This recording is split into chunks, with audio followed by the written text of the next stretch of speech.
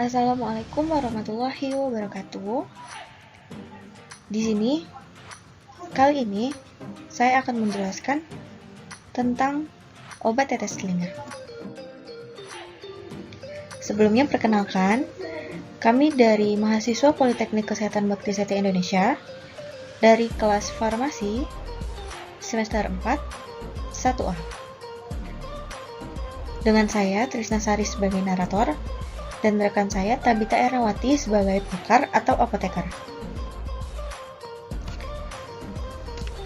Jadi sebelum kita memulai tentang pembahasan obat tetes telinga ini, ada baiknya kita mengingat apa yang dikatakan oleh Ki Hajar Dewantoro atau kutipan dari Ki Hajar Dewantoro yang berbunyi, setiap orang menjadi guru, setiap rumah menjadi sekolah, yang artinya seseorang bisa diberikan kebebasan untuk belajar dari sumber yang beragam, dari guru, teman, orang tua, buku, internet, dan yang lain. Maka dari itu, kami buat pembahasan tentang obat tetes telinga ini. Adapun pembahasan yang akan kami bahas, diantaranya pengertian obat tetes telinga, penggunaan tetes telinga, perhatian penggunaan, pencegahan dan perawatan telinga.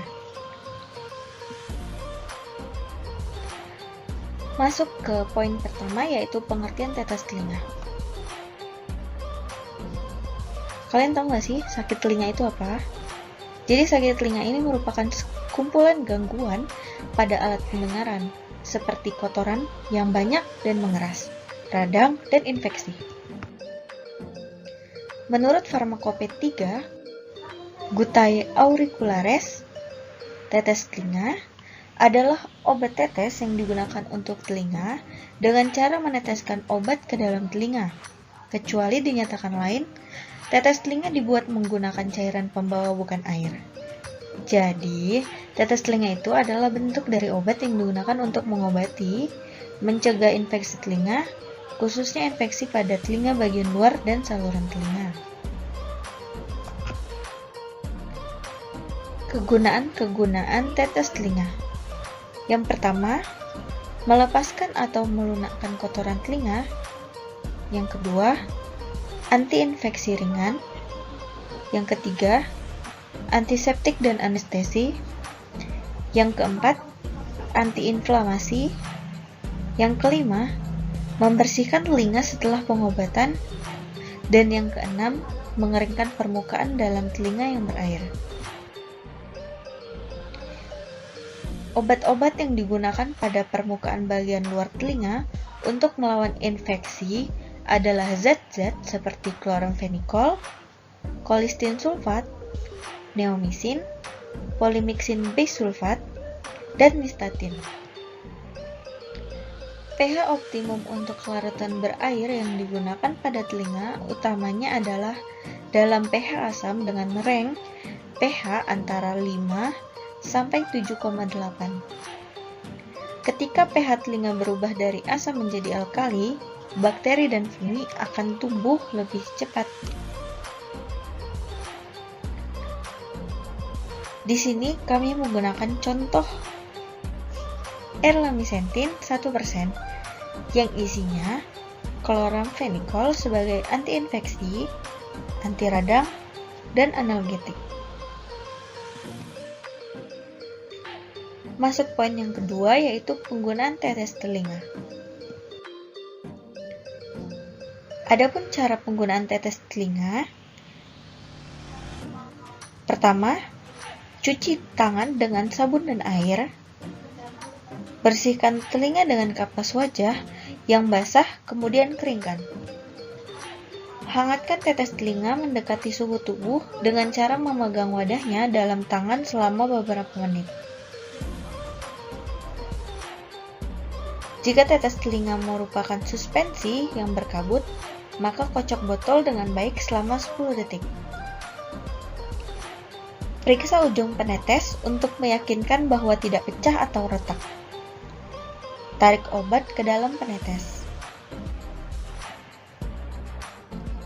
Miringkan telinga yang terinfeksi ke atas atau ke samping.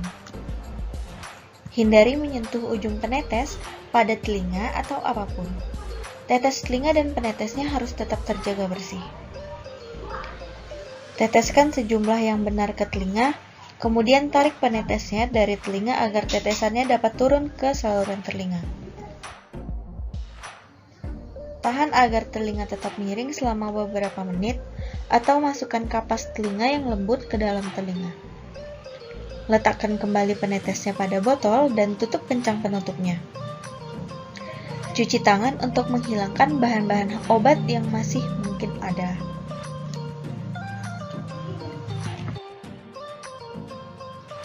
Masuk poin yang perhatian. Apa saja yang perlu kita perhatikan dalam penggunaan tetes telinga? Yaitu diantaranya sebagai berikut. Obat tetes telinga dibuang setelah 30 hari sejak dibuka penutupnya. Tetes telinga hanya digunakan pada telinga yang bermasalah atau sakit. Obat tetes telinga tidak digunakan bersama dengan orang lain, walaupun memiliki gejala atau kondisi yang sama. Apa sih kata pakar? Mari kita simak penjelasannya. Oke, pada dasarnya itu memang obat tetes telinga ditujukan khusus untuk mengobati dan mencegah infeksi pada telinga.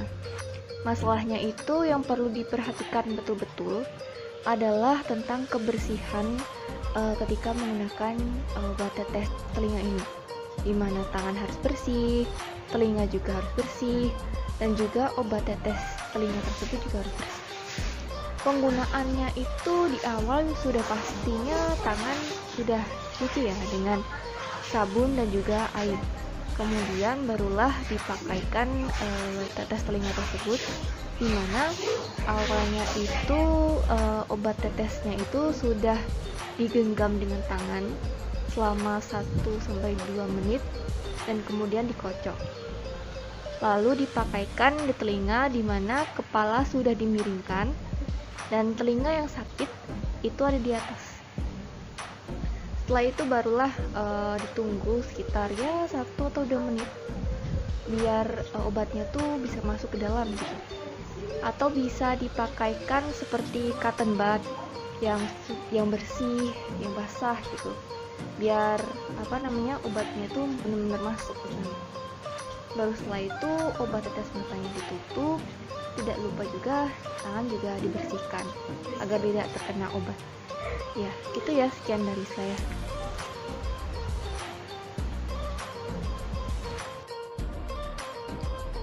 Masuk ke poin pencegahan dan perawatan.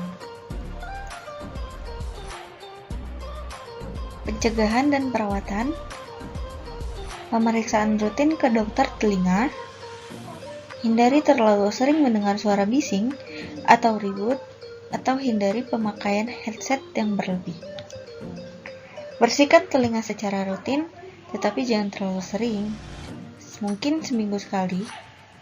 Apabila kemasukan air, miringkan badan ke arah telinga yang sakit, kemudian gerakkan daun telinga sampai air keluar dengan sendirinya.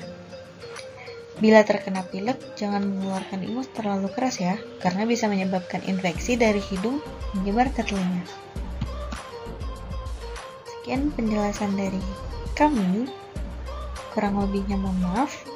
Terima kasih dan wassalamualaikum warahmatullahi wabarakatuh.